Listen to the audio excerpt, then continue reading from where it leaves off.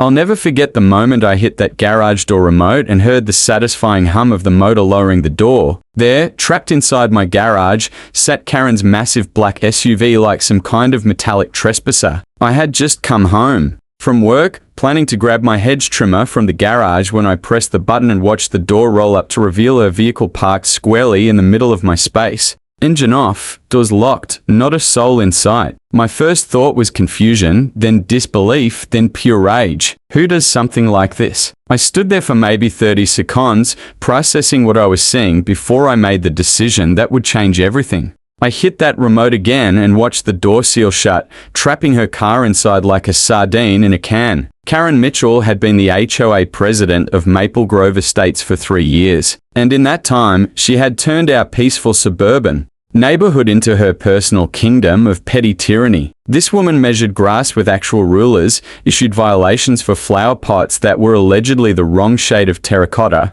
and once fined Mrs. Henderson $50 because her garden gnome was considered non-compliant with community aesthetic standards. Karen thrived on control, wielding her clipboard like a scepter and her laminated rulebook like holy scripture. She drove around in that black SUV with HOA president vanity plates, hunting for violations like some kind of suburban bounty hunter. My troubles with Karen started 2 weeks earlier over a decorative mailbox. I had installed a beautiful wrought iron post with matching numbers, something that actually improved the neighborhood's appearance. But Karen deemed it unapproved and slapped me with a violation notice, demanding I replace it with a standard boring mailbox within 72 hours. When I politely explained that the mailbox met all postal service requirements and actually enhanced property values, she made it a mission to find fault with everything I owned. She measured my grass at 6 different points, photographed my trash cans from multiple angles, and even counted the number of seasonal decorations on my porch.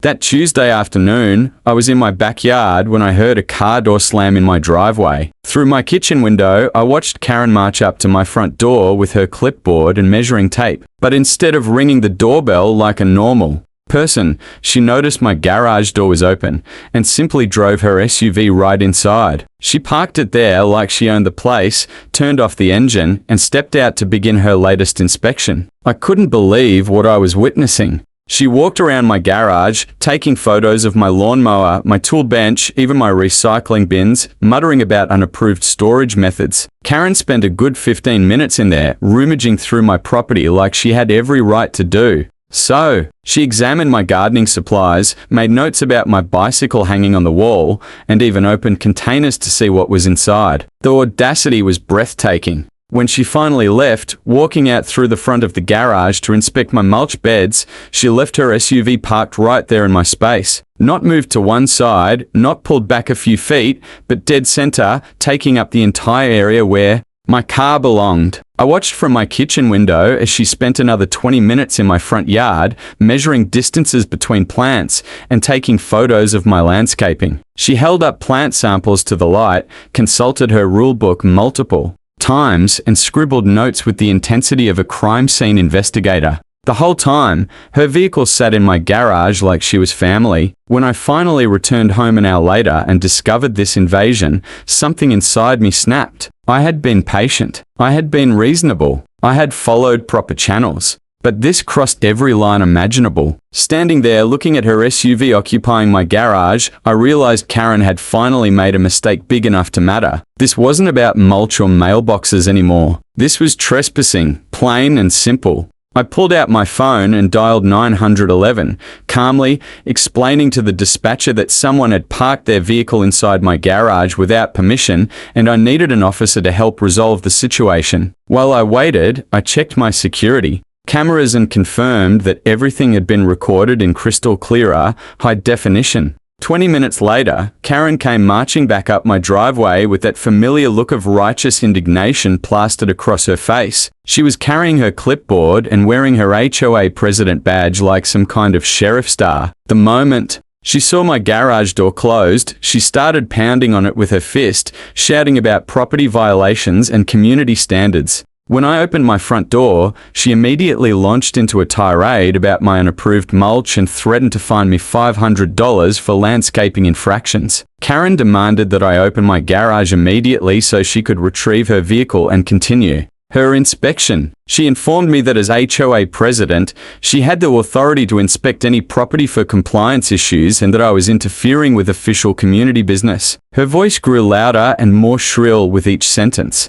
and she waved that clipboard around like she was conducting an orchestra of outrage. She threatened legal action, emergency HOA meetings, and daily fines until I complied with her demands. I remained perfectly calm and asked Karen when exactly I had given her permission to park in my garage. She sputtered something about it being temporarily necessary for her inspection duties and that I should be grateful she was keeping the community standards high. That's when I informed her that I had security footage of her entering my property without permission and that police officers were already on their way. The color drained from her face as she realized she might have made a serious error in judgment. Officer Rodriguez and Officer Chan arrived within minutes, and I could see Karen composing herself, putting on her most professional HOA president demeanor. She approached the officers with her clipboard and badge, introducing herself as the community leader investigating compliance violations. She explained that she had parked in my garage temporarily while conducting official business and that I was now preventing her from retrieving her vehicle. The officers listened politely, then asked to see my side of the story. I showed them the security footage on my phone, pointing out the exact moment Karen drove her SUV into my garage without permission, spent time going through my belongings, and then left her vehicle there while she inspected my yard. The timestamp clearly showed she had been on my property for over an hour without my knowledge or consent. Officer Rodriguez asked Karen directly if she had asked permission to enter my garage, and her face turned red as she admitted she had not, but insisted it was within her authority as HOA president. Officer Chan explained to Karen that HOA authority does not extend to entering private property without permission, regardless of the reason. He informed her that parking her vehicle inside someone's home constituted trespassing and potentially unlawful entry depending on intent. Karen's professional composure began to crack as she realized the officers were not impressed by her clipboard or her badge.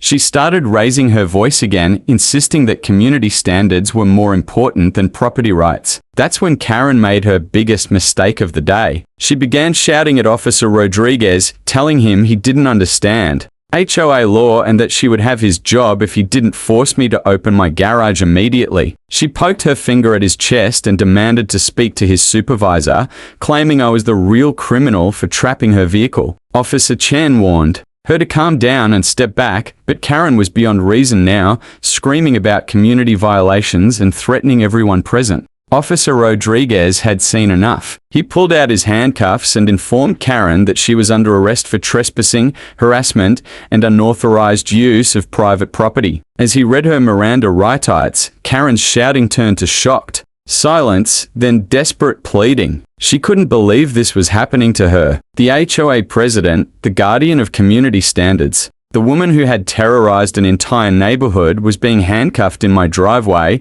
and every neighbor who had ever received one of her violation notices was watching from their windows. The arrest made the local news that evening with footage of Karen being led to the police car while still clutching her clipboard. The HOA board held an emergency meeting the next day and unanimously voted to remove her from her position, citing conduct unbecoming of a community leader. Her mugshot appeared in the newspaper alongside an article about HOA overreach, and suddenly Karen Mitchell became the poster child for everything wrong with homeowner associations. She was sentenced to 6 months probation, 200 hours of community service, and ordered to pay $1,500 in fines and court costs. Standing in that courtroom, watching the judge deliver her sentence,